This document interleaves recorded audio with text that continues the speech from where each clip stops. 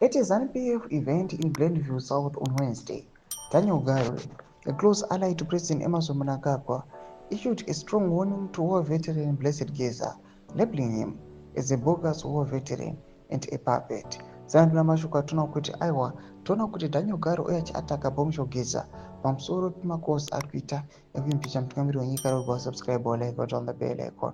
Tipinda pana pamzimu aimwe kwamuchinzi. Garwe expressed his frustration, stating, "Why are you hiding in South Africa?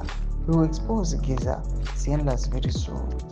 We know there are people who are sending him, Geza, Kasukuwere, and Nyuke Mabono.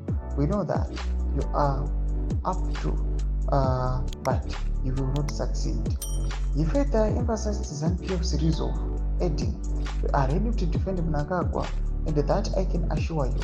Garwe's comments are part of a broader political tension as the party prepares for the upcoming by-election and ongoing internal power struggles. Geza has boldly challenged Mr. Emmerson Mnangagwa's third-term agenda.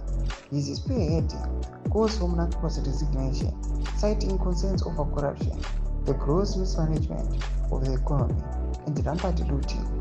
His criticism have made him a prominent figure in opposition circles, and his actions are seen as a direct challenge to Mnangagwa's leadership.